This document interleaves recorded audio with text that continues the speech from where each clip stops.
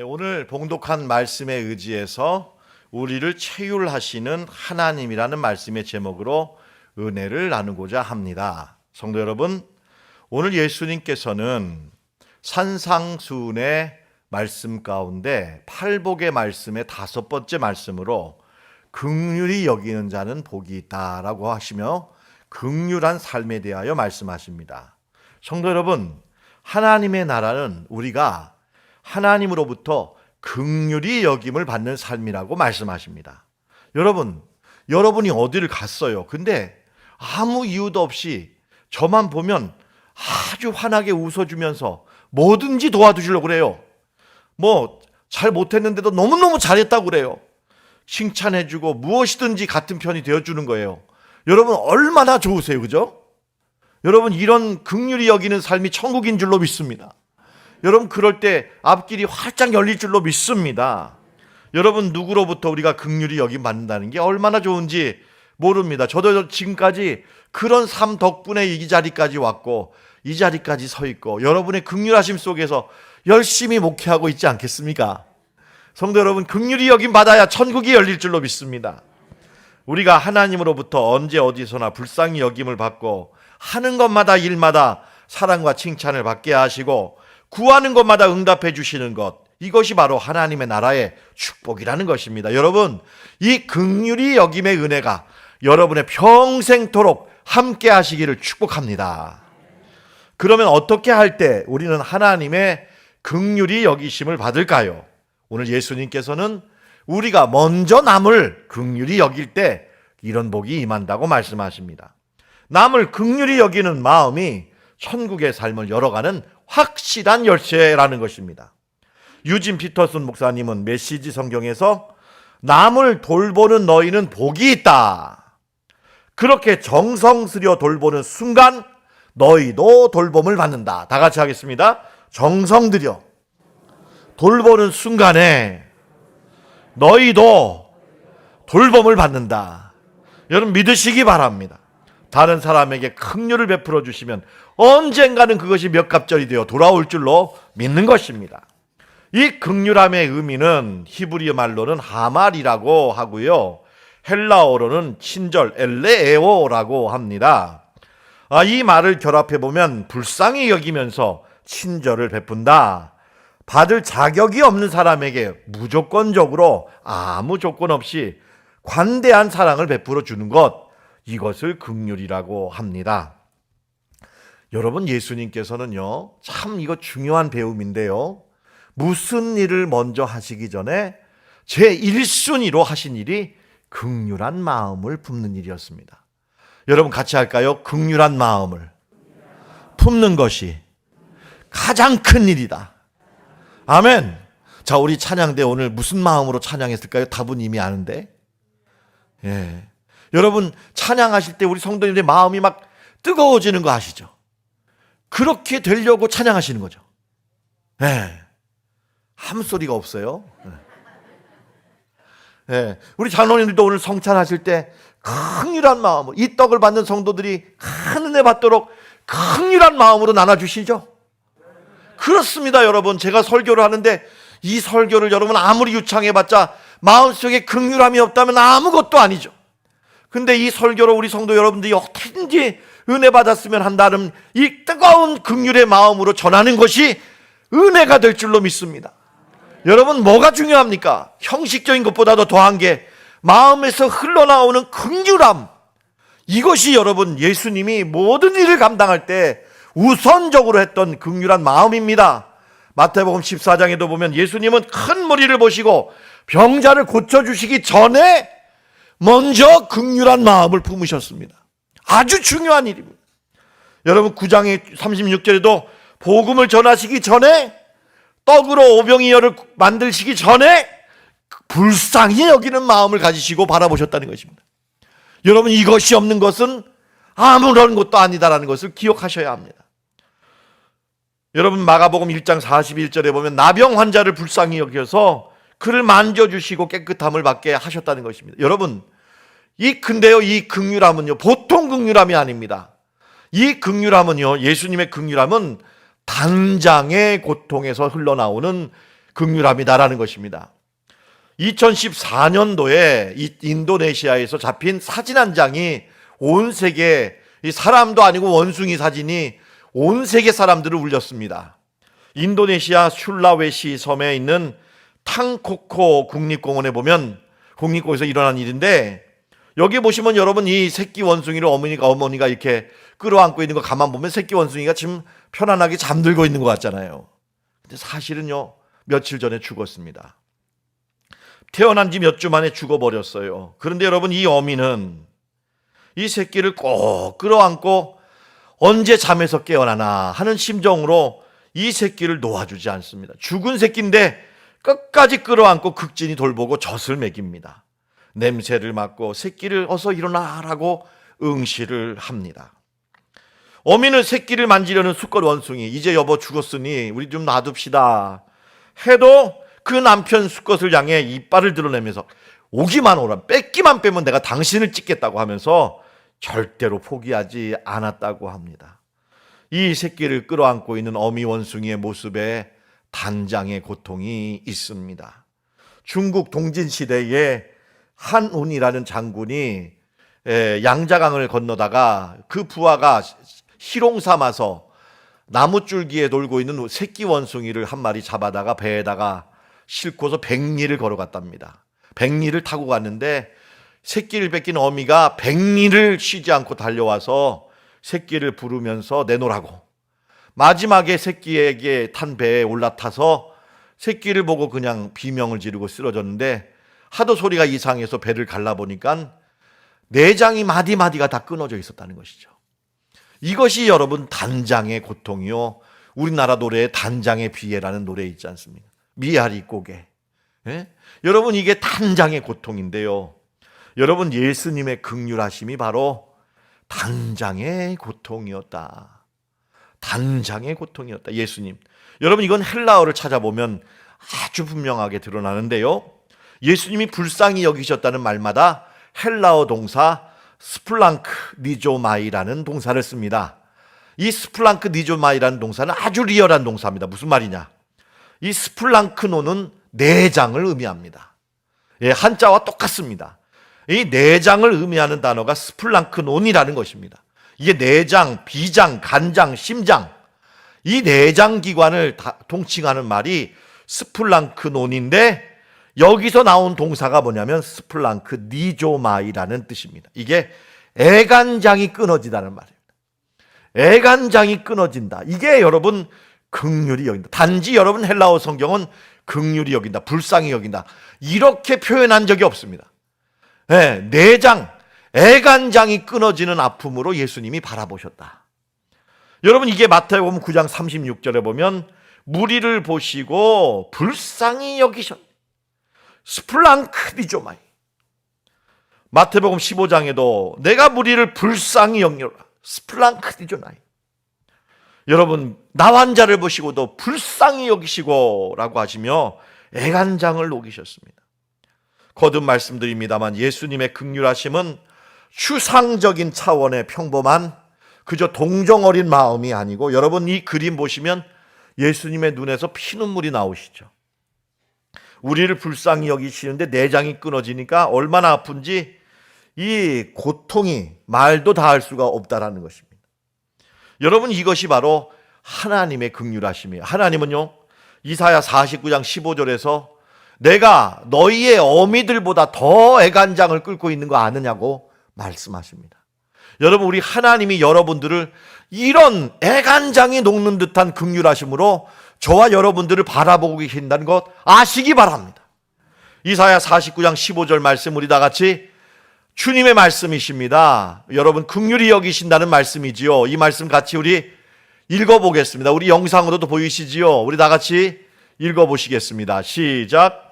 여인이 어찌 그 젖먹는 자식을 잊겠으며 자기 태에서 난 아들을 긍휼히 여기지 않겠느냐. 그들은 혹시 잊을지라도 나는 너를 잊지 아니할 것이라. 여러분, 이 말씀 확실히 믿으세요. 여러분, 어머니가 잊는 법 없지요. 그런데 여러분, 졸기는 하잖아요. 젖먹이다가 졸기는 하시잖아요. 예, 그런 때도 우리 하나님은 잊지 않는다. 난 놓치지 않는다. 여러분, 이 하나님의 긍휼하심을 히브리서 4장 15절에서는 체휼하신다라고 표현하시고 있습니다. 다 같이 하겠습니다. 체휼하심.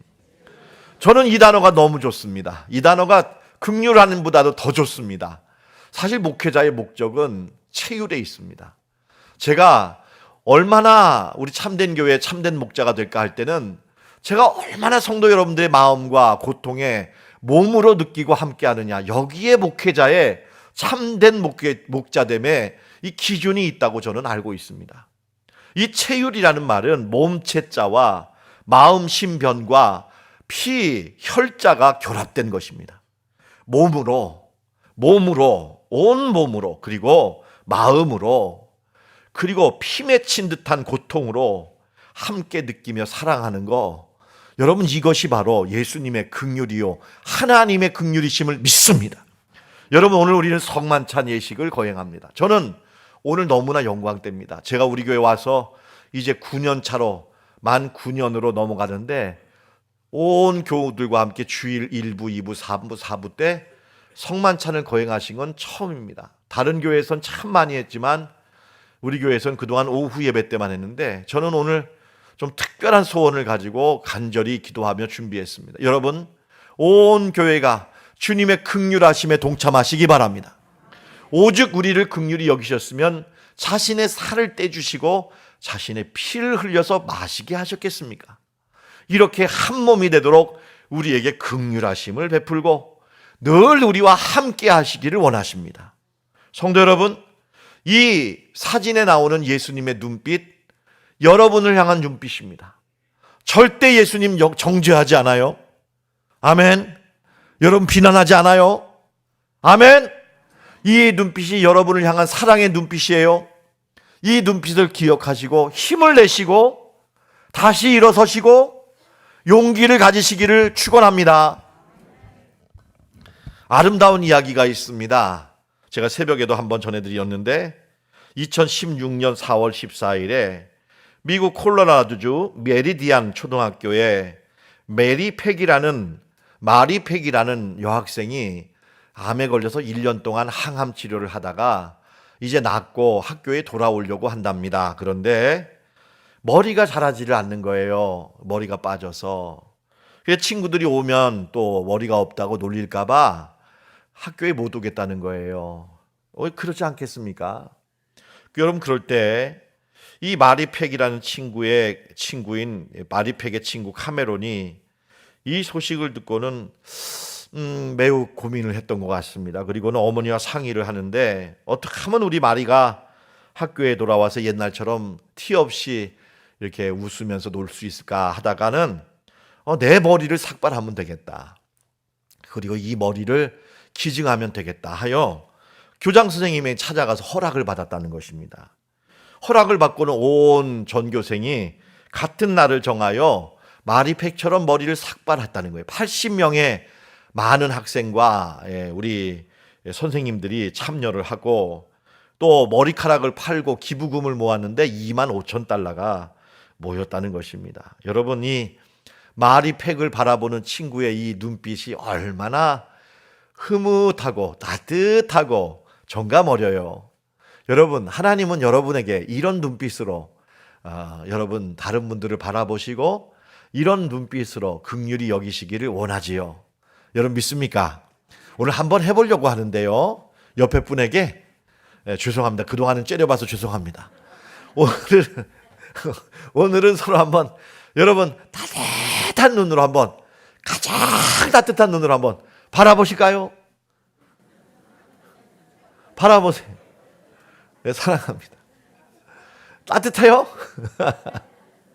예, 우리 영상으로 예배하시는 성도 여러분, 주님의 따뜻한 시선이 여러분을 바라보고 계심을 믿으시기 바랍니다. 아멘. 우리 주님께서는 우리에게 이런 긍휼하심을 가지고 우리에게 묻습니다. 불쌍히 여김이 마땅하지 않느냐? 불쌍히 여김이 마땅하지 않느냐? 예? 예, 우리 같이 할까요? 불쌍히 여김이 마땅하지 아니하냐. 성경 곳곳에서 이렇게 불쌍히 여기는 것이 마땅하다라는 말씀을 하시지요. 누구에게 하십니까? 여러분, 우리에게 비교적 큰 실수를 한 사람. 여러분, 마태복음 18장에 보면 100데나리온을 빚진 사람을 만나자 멱살을 잡고 그를 끌고 가서 감옥에 쳐넣은 사람이 나옵니다. 100데나리온이면 300데나리온이 1년치 연봉이거든요. 그러니까 여러분, 100데나리온이면 1년 연봉의 3분의 1 정도가 되는 거죠. 웬만한 사람들 한 1,500만 원 정도, 이렇게 1,000만 원 정도 이렇게 되면은 이거 큰 돈이죠. 여러분, 근데 갚는다고 해놓고 안 갚는 거예요, 자꾸. 여러분, 그러자 이 사람을 끌고 가서 감옥에 쳐넣었다는 거예요. 근데 여러분, 이 사람은 얼마나 탕감받은 사람이었어요? 1만 달란트. 1만 달란트 빚을 방금 탕감받은 사람인데, 그 엄청난 빚을 탕감받은 사람이 100데나리온 빚진 자를 용서하지 않는 거예요. 그러니까 다시 끌고 와. 다시 끌고 와서 슬피 울며 이를 갈 때까지, 갚을 때까지 감옥에 쳐넣었다는 거예요. 여러분, 긍휼히 여김을 받으시려면 긍휼히 여기셔야 합니다. 여러분, 우리는 얼마나 많은 죄와 허물을 용서받았습니까? 여러분, 이 말로 다 할 수 없는 하나님의 은혜로 우리가 죄사함을 받고 하나님의 자녀가 되었습니다. 아멘. 여러분, 본질상 진노의 자녀 역할을 하면서 얼마나 마음으로, 행동으로 우리가 주님을 부인했습니까? 여러분, 그런데 주님은 우리에게 언제나 용서해 주시고 귀한 직분을 감당하시며 우리를 날마다 정결케 해 주셨지 않습니까? 이 큰 은혜를 받은 우리는 7번씩 70번이라도 용서하라. 7번만이 아니라 7번씩 70번까지라도 용서하고 긍휼히 여겨야 한다고 말씀하십니다. 여러분에게 한 가지 과제를 드리겠습니다. 이번 고난주간에 내가 절대 용서하지 않았던 사람, 그동안 아끼면서 용서하지 않았던 사람, 용서하기를 좀 아꼈던 사람들 계시죠? 이번에 낱낱이 다 용서해 주시기를 부탁드립니다. 용서하십시오. 용서하시기 바랍니다. 둘째로, 더 못된 사람도 있다는 것입니다. 여기에 보면 아버지 재산 3분의 1을 물려받아 가지고 살아계시는 동안도 그 재산을 가지고 돈으로 바꿔서 다 허랑방탕하다가 이제 망했으니까 또다시 아버지께 찾아온 이 염치 없는 이 둘째 동생. 여러분이 둘째 동생을 돌아왔다고 하니까는 이 첫째 형님이 저건 내 동생도 아니야, 저건 죽은 거야 하면서 잔치자리에 참여하지 않습니다. 그러자 아버지가 이 소식을 듣고 첫째 아들을 찾아와서 네 동생이 죽었다가 살아났는데 기뻐하고 즐거워함이 마땅하지 아니하냐, 불쌍히 여기는 것이 마땅하지 않냐. 성도 여러분, 어머니의 특징이 긍휼하심이 이 자격도 없고 정말 무례한 이 자식도 얼마든지 용서하더라고요. 여러분, 이번 주간에 그렇게 아직도 돌아올 생각도 않는 나쁜 사람도 부모 안고 용서하시는, 기도하시기를 바랍니다. 울더라도, 울면서라도 용서하라고 주님은 말씀하고 있습니다. 셋째로, 베드로전서 3장 8절에 보면 믿음의 형제들을 동정하며 불쌍히 여기고 사랑하라고 말합니다. 여러분, 옆에 계신 분들은요, 일주일 동안 세상에 나가서 엄청나게 고생하고 돌아오셨어요. 여러분, 옆에 분에게 한번 인사하세요. 얼마나 고생이 많으셨습니까? 얼마나 고생이 많으셨어요. 지난주에도 왔더니 또 왔구나. 왜 하필이면 내 옆에 앉아? 이러지 마시고, 여러분, 무조건 만나시면 어떻게 해요? 얼마나 고생이 많아요. 아멘. 아멘. 별로 고생이 안 되셨나 봐요. 여러분, 서로 간에 고생을 위로하시는 여러분 되시기를 바랍니다. 넷째로, 에베소 4장 32절에 보면 우리 곁에 있는 이웃들도 불쌍히 여기고 너그러운 마음으로 용서하라고 이렇게 말씀하고 있습니다. 이렇게 용서하면 우리도 긍휼히 여김을 받을 줄로 믿습니다. 우리 지난주에 우리 권사님 한 분이 저에게 오늘 어떻게 이 설교를 할 줄 알고 좋은 이야기를 보내주셔서 제가 감동을 받아가지고 제가 꼭 이야기를 좀 성도들에게 전할게요 하고 약속을 했어요. 여러분, 이 이야기입니다. 우리 아버지를 1만 달러에 팝니다라는 신문 광고가 났습니다. 미국에서 실제로 있었다고 합니다. 미국 신문에 났는데요. 우리 아버지가 수년 전부터 중풍과 치매로 병석에 누워 계십니다. 그동안 밥도 먹여드리고 대소변도 받아드렸는데 김병에 뭐가 없다고요? 효자가 없다고. 이제는 더 이상 지쳐서 감당 못하겠습니다. 생각 끝에 아버지를 팔려고 결심하고 광고를 내었으니 1만 달러를 내고 아버지를 사갈 사람 있으면 연락 주십시오. 뭐 이런 광고를 냈냐고요. 여러분, 그런데 누가 여기에 응답해서 10,000달러를 주고 아버지를 사가겠어요? 그것도 치매에 걸리고, 예, 여러분 또 대소변까지 받아야 되는 이런 이 아버지를 누가 10,000달러나 주고 사겠어요? 이거 좀 말도 안 되는 얘기죠. 여러분, 그런데요, 딱 한 사람, 젊은 남자가 그 아버지 내가 사겠다고 전화가 왔더라는 거예요. 네, 그랬더니 여러분, 이 전화 광고를 낸 사람이 그러시냐고, 좋다고, 감사하다고. 그런데 우리 아버지가 보통 힘든 분이 아니라고.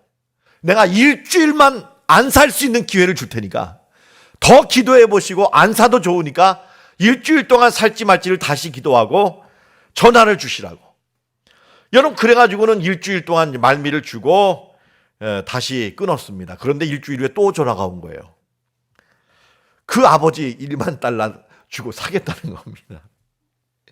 왜 그러냐? 저희 내외는 어릴 때부터 고아원에서 자랐는데 부모님이 누군지 얼굴도 모르고 자랐으며 이제 아내와 결혼하여 아들과 딸을 낳고 복된 가정을 이루고 행복하게 살지만 마음에 남은 한 가지 소원이 있다면 치매에 걸려도 좋으니 아버지를 아버지라 부르고 어머니를 어머니라고 부르면서 이렇게 마음껏 아버지 어머니를 좀 모시고 살 수 있는 그런 기회가 있었으면 좋겠다는 게 간절하다는 거예요. 여러분, 이해되시나요? 좀 되신다고 해야 넘어갑니다. 긍휼히 여겨주세요 좀. 오늘 설교 제목에 그러냐고. 이제 진심을 알았으니까 가져오라고. 근데 올 때 10,000달러에 10,000달러의 현찰을 가져와야 된다고. 그리고 모시고 가라고.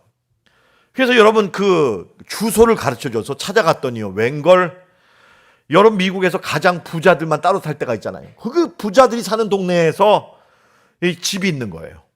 그 집을 찾아갔더니 여러분, 비서가 하인이 와서 문을 열어주고 마당에는 수영장이 있고 막 최고급 차가 있고 집도 최고급 호텔을 능가하는 최고급 집을 만들어 놓고 살고 있었어요. 뭐 이런 데서 아버지를 모시는 게 얼마나 힘들다고. 사람을 쓰면 될 걸 아버지를 모시는 게 뭐가 힘들다고 부모님을 또 10,000달러에 파냐고. 이런 마음이 들면서 이게 도대체 이 사람 왜 그러냐고 하면서 들어갔더니 어느 한 신사가 이 젊은 부부를 기다리고 있었습니다. 제가 광고를 낸 사람인데요, 정말로 1,000,000달러로 아버지를 사서 진짜 부모님처럼 모시고 싶습니까? 계약할 수 있습니까? 계약하겠다고 10,000달러를 내밀면서 아버지 모시고 가겠다고 이 노신사와 계약서를 정중하게 작성했습니다. 그러자 여러분, 이 노신사가 아주 황당한 말을 했답니다. 내가 바로 그 아버지다고. 여러분, 만나니까 이게 치매가 아닌 걸리신 거예요. 예, 여러분, 중풍병도 없는 거예요. 멀쩡한 신사인데 자기가 바로 그 아버지라고. 당신은 지금 나와 아들과 아버지가 되는 계약을 체결했다고. 내가 지금 10,000달러를 받고 내가 아버지가 됐다고.